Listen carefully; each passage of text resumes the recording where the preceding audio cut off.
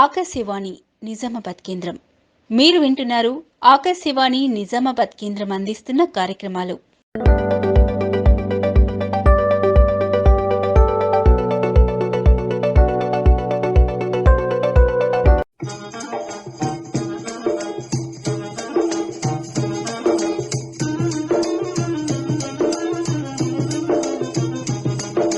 కిసాన్ వాణి వ్యవసాయదారుల కార్యక్రమం.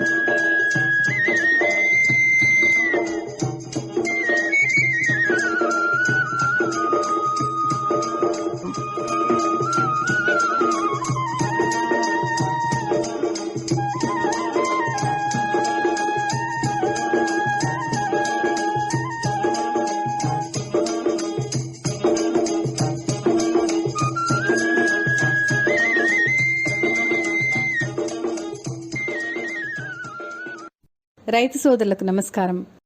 కార్యక్రమంలో ఇప్పుడు ఒక పాట విందాం.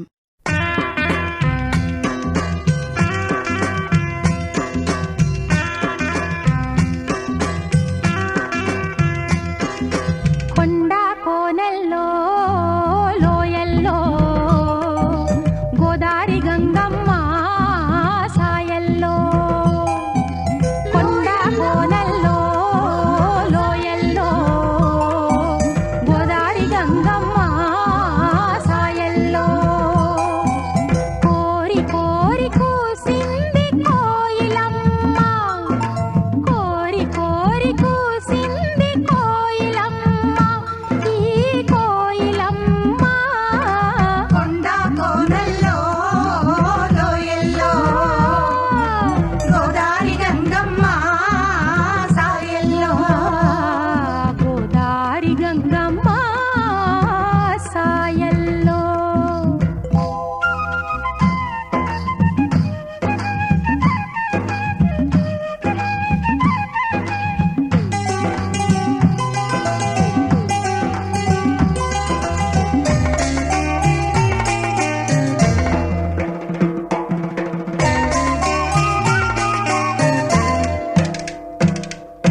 నేల పల్లవి పాడంగా నీలి మబ్బు ఆడంగా, రివ్వున గువ్వే సాగంగా నవ్వే మువ్వై మోగంగా, నీలి మబ్బు ఆడంగా నవ్వే మువ్వై మోగంగా,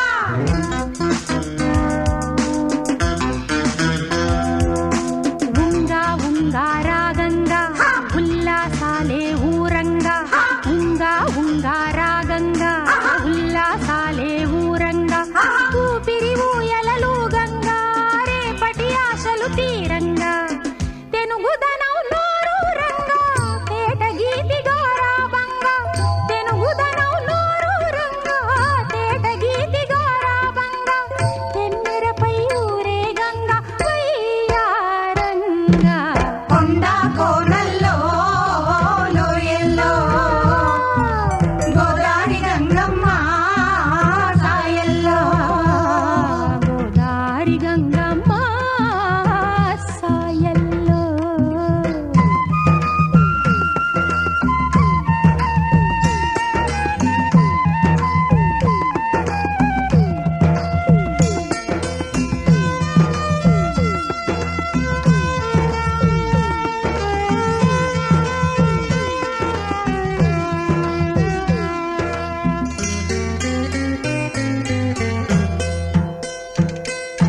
ఝుమ్మని తుమ్మెద తీయంగా కమ్మని రాగం తీయంగా, జాజి మల్లి సంపెంగా జానపదాలే నింపంగా, కమ్మని రాగం తీయంగా జానపదాలే నింపంగా,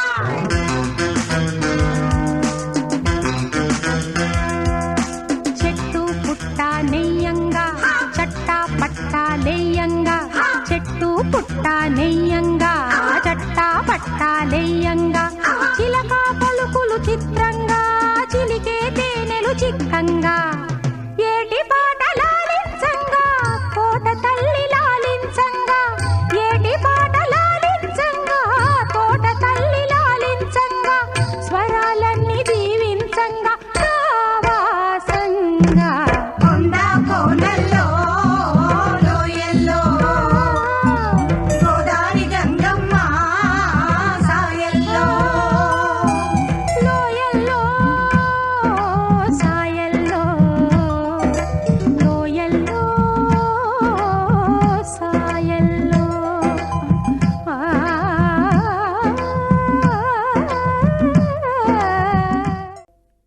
ఈనాటి కిసాన్ వాణి కార్యక్రమంలో సుస్థిరమైన దిగుబడుల కోసం నేలల యాజమాన్యం గురించి మోర్తాడ్ మండల వ్యవసాయ విస్తరణ అధికారి రంజిత్ గారు అందించే వివరాలు వింటారు.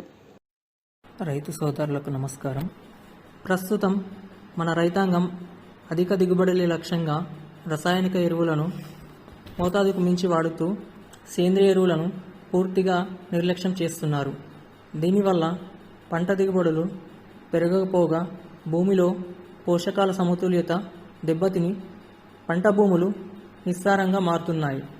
ఈ పరిస్థితిని అధిగమించి సుస్థిరమైన దిగుబడులు పొందాలంటే సేంద్రియ ఎరువులను పోషకాల యాజమాన్యంలో ఓ భాగంగా చేయాల్సిన అవసరం ఎంతైనా ఉంది. ఈ మధ్యకాలంలో సేంద్రియ ఎరువులైన పశువుల ఎరువు, వర్మి కంపోస్టుల లభ్యత నానాటికి తగ్గిపోతున్న తరుణంలో రైతులు వివిధ పద్ధతులను పంటల సాగులో భాగంగా చేసుకోవాలి. పంట అవశేషాల వినియోగం. భారతదేశంలో ప్రతి సంవత్సరం వివిధ వ్యవసాయ పంటల నుంచి సుమారు 683 మిలియన్ టన్నుల పంట అవశేషాలు ఉత్పత్తి అవుతున్నాయి. అందులో 2/3 ధాన్య పంటల నుండి ఉత్పత్తి అవుతున్నాయి. అత్యధికంగా వరి పంట నుండి 33%, గోధుమ పంట నుండి 21% మరియు చెరుకు నుండి 17% ఉత్పత్తి అవుతున్నాయి. ఈ పంట అవశేషాలు నత్రజని, భాస్వరం, పొటాషియం మూలకాలను కలిగి ఉంటాయి. వీటిలో 25 నుంచి 30% వరకు పశువులకు మేతగా, వంట చెరుకుగా, గృహ మరియు పారిశ్రామిక అవసరాలకు వినియోగిస్తున్నారు. మిగిలిన పంట అవశేషాలను రైతులు తగలబెట్టి తర్వాత పంటకి నేలను తయారు చేస్తున్నారు. దీని వలన భూమి పై పొరలో ఉండే సూక్ష్మజీవులకు నష్టం వాటిల్లి భూసారం తగ్గిపోతుంది. అంతేకాకుండా carbon dioxide, carbon monoxide, methane, nitrous oxide, sulphur dioxide వంటి వాయువులు వెలువడి వాతావరణాన్ని కాలుష్యం చేస్తున్నాయి.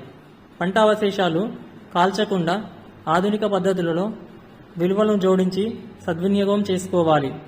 అందులో భాగంగా పంట వ్యర్థాలు వర్మి కంపోస్ట్ తయారీలో మల్చింగ్గా ఉపయోగించడంతో పాటు భూమిలో కలియదున్నడం ద్వారా నేలలో సేంద్రియ కార్బనాన్ని, నత్రజాన్ని, భాస్వరం మరియు పొటాషియంలను పెంచవచ్చు.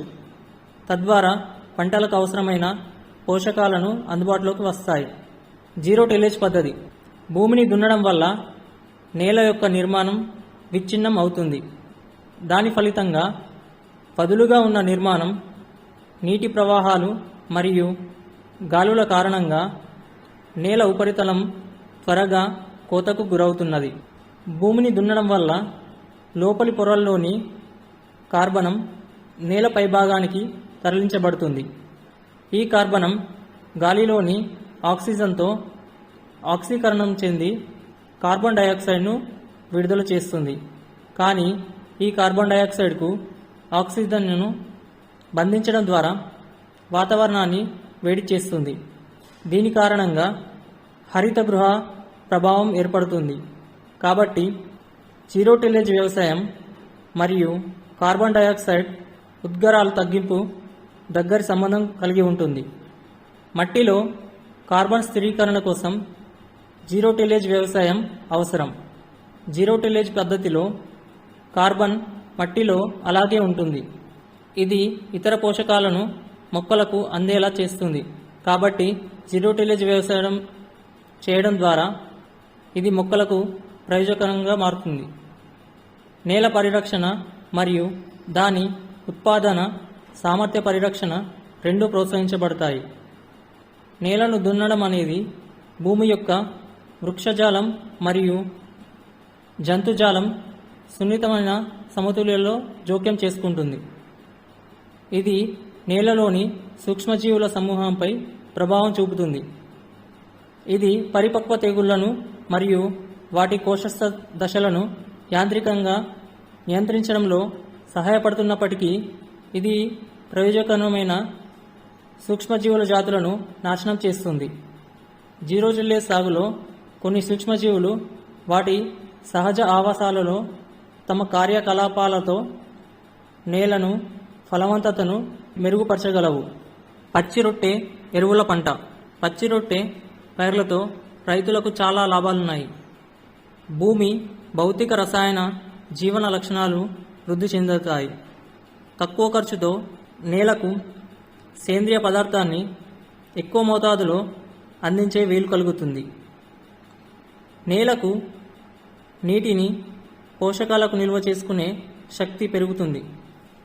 నేల గుల్లబారి గాలి ప్రసరణతో మురుగునీటి వ్యవస్థ మెరుగుపడడంలో ఇది తోడ్పడుతున్నాయి. సేంద్రియ పదార్థం నేలకు అందడం వలన నేలలో సూక్ష్మజీవులు వృద్ధి చెంది అనేక జీవరసాయన చర్యలు జరిగి లభ్యం కాని స్థితిలో ఉన్న పోషకాలు మొక్కలకు అందుబాటులోకి వస్తాయి. పంటలకు సిఫార్సు చేసిన నత్రజనిని 25% వరకు తగ్గించి వాడుకోవచ్చు. పప్పు జాతి పంటలను ఎంపిక చేసుకుంటే వేరుబుడుపుల ద్వారా గాలిలో నత్రజనిని స్వీకరిస్తాయి. పచ్చి రొట్టె పైర్లను నేలలో కలియదున్నేటప్పుడు మెలకువలు తీసుకోవాలి. పచ్చి రొట్టె పైరు కాలం 60 నుంచి 70 రోజులు మాత్రమే ఉంటుంది. కాబట్టి రైతులు తమకు అందుబాటులో ఉన్న వనరులను బట్టి, పంట సరళిని బట్టి ప్రధాన పంట వేయడానికి కనీసం 60 రోజుల వ్యవధి ఉన్నప్పుడు పచ్చి రొట్టె పైర్లను సాగు చేసుకోవాలి. 60 రోజులు వ్యవధి ఉన్నప్పుడు కనీసం 45 నుంచి 50 రోజులకు పూత దశలో పచ్చి రొట్టె పైరును భూమిలో కలియదున్ని 10 నుంచి 15 రోజుల పాటు కుళ్ళనిస్తే సేంద్రియ పదార్థంగా మారి పోషకాలు తర్వాత పంటకు అందుబాటులోకి వస్తాయి. ఎరువులను పూత దశలో మరియు కలియదున్నేటప్పుడు త్వరగా కుళ్ళి భూసారం పెరుగుతుంది. తద్వారా తర్వాత వేసే పంటలకు రసాయనాల వాడకాన్ని 25% వరకు తగ్గించుకోవడంతో పాటు సుస్థిరమైన దిగుబడులను పొందవచ్చు. 1 టన్ను పచ్చి రొట్టెలో సుమారు 7 కిలోల నత్రజని, 1 కిలో భాస్వరం, 5 నుంచి 6 కిలోల పొటాష్ ఉంటాయి. జీవన ఎరువుల వాడకం. హరిత విప్లవం ద్వారా ప్రవేశపెట్టిన హైబ్రిడ్ రకాలు రసాయన ఎరువులు వాడకంపై ఎక్కువగా ఆధారపడడం వల్ల మనకు తెలియకుండానే వాతావరణ కాలుష్యం, భూసార నిర్వీర్యత, రైతుకు అధిక ఖర్చు, ఎరువుల కొరత, సమస్యాత్మక భూముల సంఖ్య పెరగడం వంటి విపత్కర పరిస్థితులు సంభవిస్తున్నాయి. అధిక రసాయన ఎరువుల వాడకం వలన భూమిలోని జీవరాశులలో అతి ముఖ్యమైన సూక్ష్మజీవుల సంఖ్య తగ్గటం, అవి జరిపే రసాయన చర్యలో మార్పులు రావడం వంటి ప్రక్రియలు జరిగి భూమికి ఉన్న సహజ గుణాలు క్షీణించి భూ ఆరోగ్య పరిస్థితి దెబ్బతింటుంది. ఈ నేపథ్యంలో మన వ్యవసాయ రంగంలో సమన్వయ, సమగ్ర భూసార సంరక్షణ మరియు సమగ్ర పోషక యాజమాన్యం వంటి పద్ధతులు పాటించాల్సి వస్తుంది. వీటిలో భాగంగానే సేంద్రియ ఎరువుల వాడకంతో పాటు తక్కువ ఖర్చుతో కూడిన జీవన ఎరువుల వాడకం ఎంతో ప్రాముఖ్యతను సంతరించుకుంది. మొక్కలకు పోషక పదార్థములను మరియు మొక్కల పెరుగుదలకు ఉపయోగపడే హార్మోన్లను సమకూర్చే సూక్ష్మజీవుల సముదాయాలను జీవన ఎరువులు అంటారు. వ్యవసాయంలో సూక్ష్మజీవుల పాత్ర చాలా గొప్పది. ఈ సూక్ష్మజీవులు పంటలకు కావలసిన పోషక పదార్థాలను ప్రకృతిలో సహజ సిద్ధమైన వనరుల నుండి అందించే గుణము కలిగి ఉంటాయి. జీవన ఎరువులు లేదా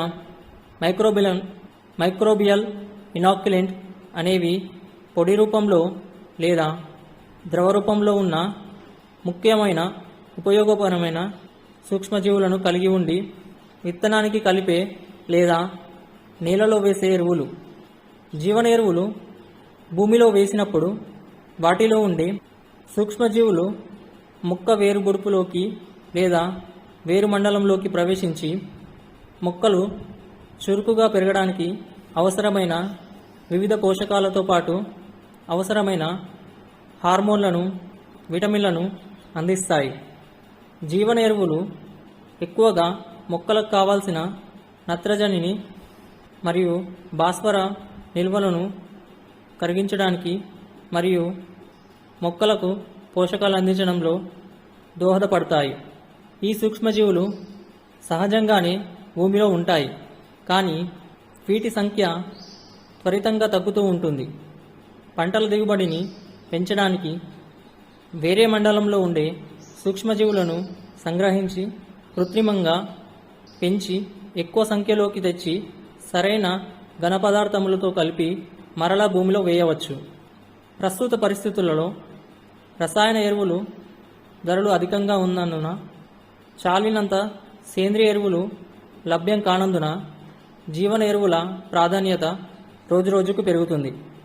సమగ్ర ఎరువుల వాడకంలో ఇది ఒక భాగమై నేల ఆరోగ్యం, ఉత్పాదకత కాపాడడంలో, దిగుబడి నాణ్యత పెంచడంలోనూ ప్రముఖ పాత్ర వహిస్తుంది. జీవన ఎరువులను వాటి క్రియాశీలతను వాడే విధానాన్ని బట్టి వివిధ రకాలుగా విభజించారు. నత్రజనిని స్థిరీకరించే జీవన ఎరువులు ఉదాహరణకు రైజోబియం, అజిటోబ్యాక్టర్, అజోస్పైరిల్లం.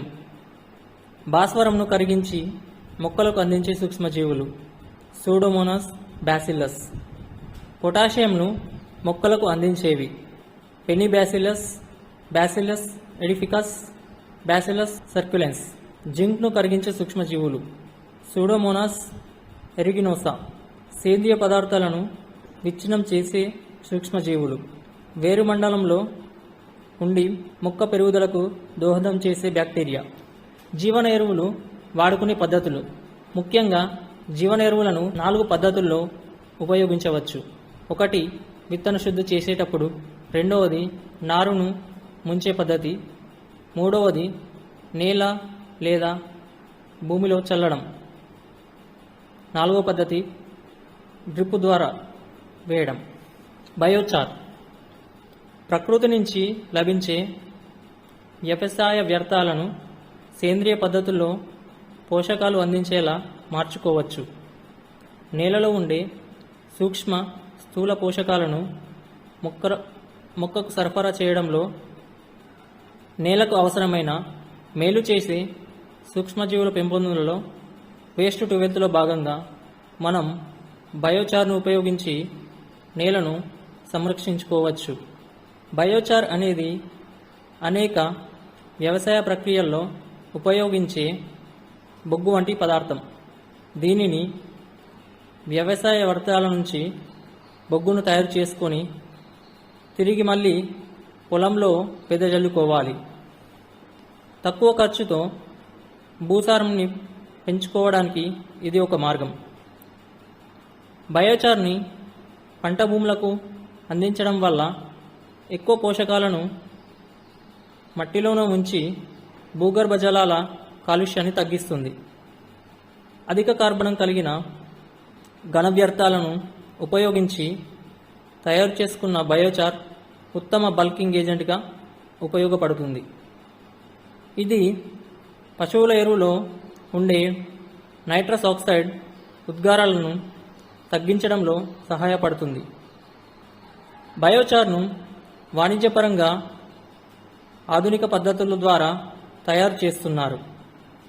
బయోచార్ను నీడ కలిగిన ప్రదేశంలో మాత్రమే నిల్వ చేసుకోవాలి. పొలంలో తేమ ఉన్నప్పుడు మాత్రమే పంటకు అందించాలి. బయోచార్ను మన దేశంలో కొన్ని ప్రైవేట్ కంపెనీలు తయారు చేస్తున్నాయి. బయోచార్తో పాటు కొన్ని రకాల ఉత్పత్తులైన వర్మి కంపోస్ట్, ఎరువులు వంటివి తయారు చేస్తున్నాయి. వీటి ధర ఎక్కువగా ఉండడం వలన పంటల ఉత్పత్తి ఖర్చు కూడా పెరుగుతుంది. అందువల్ల రైతులు తమ పొలంలోనే వ్యర్థాలను బయోచార్గా తయారు చేసుకోవాలి. దీనిని 1 కిలో నుండి 2 కిలోల వరకు పండ్ల మొక్కలకు అందించవచ్చు. 2 నుంచి 4 టన్నుల బయోచార్ ఎరువును 1 ఎకరాకు అందించవచ్చు. రైతులు ఈ విధంగా వివిధ పద్ధతులను మేళవించి సమగ్ర నేలల యాజమాన్యంను చేపట్టినట్లయితే సుస్థిరమైన దిగుబడులతో పాటు నేలల క్షీణతను కూడా అరికట్టి సారవంతమైన భూములను భావితరాలకు అందించవచ్చు.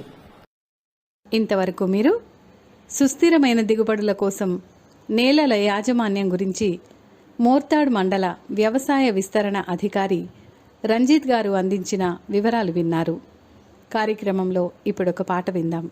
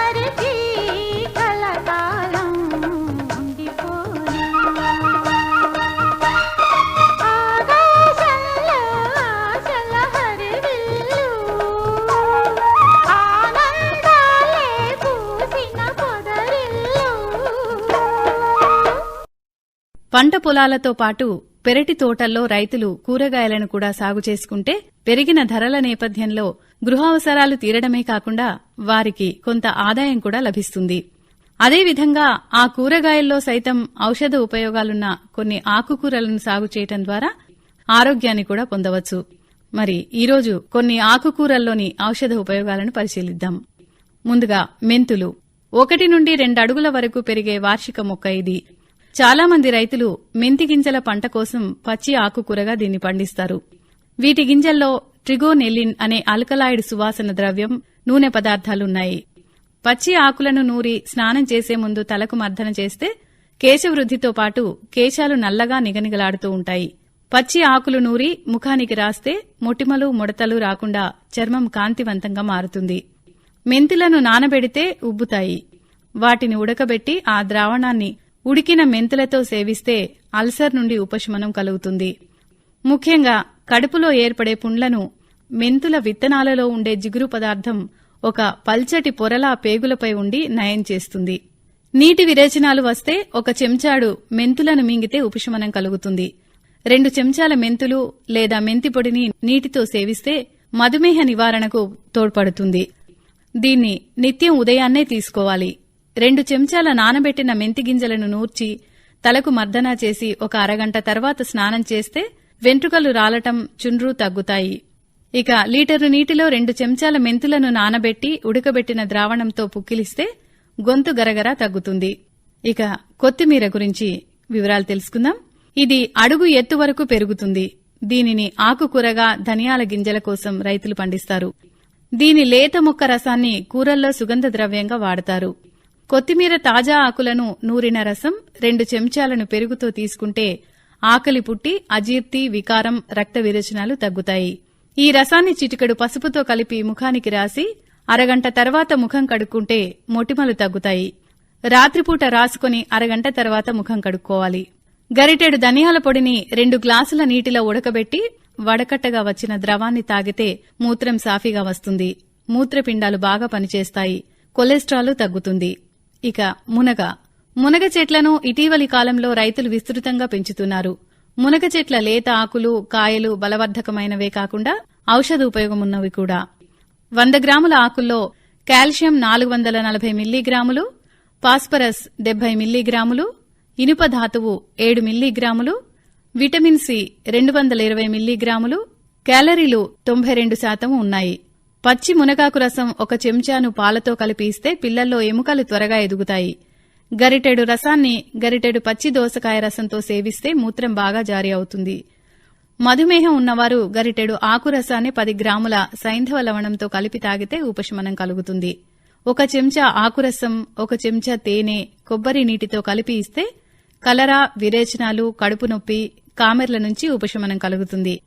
గుప్పెడు పచ్చి ఆకుల్ని 2 గ్లాసుల నీటిలో ఉడకబెట్టి వడకట్టిన నీటికి కొంచెం ఉప్పు, మిరియాలు, నిమ్మరసం వేసి తయారు చేసిన రసం తీసుకుంటే ఉబ్బసము, క్షయవ్యాధిగ్రస్తులకు ఉపశమనం లభిస్తుంది.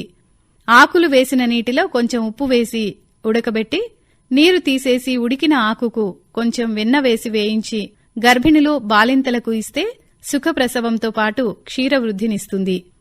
మునగాకులు, పూలు వేసి తయారు చేసిన చారు రసం జలుబు, దగ్గు, గొంతు, ఛాతీ వ్యాధుల నుంచి ఉపశమనాన్నిస్తుంది.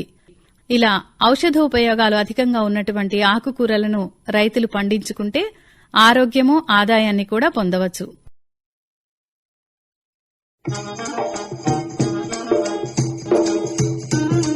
ఈనాటి కిసాన్ వాణి వ్యవసాయదారుల కార్యక్రమం ఇంతటితో సమాప్తం.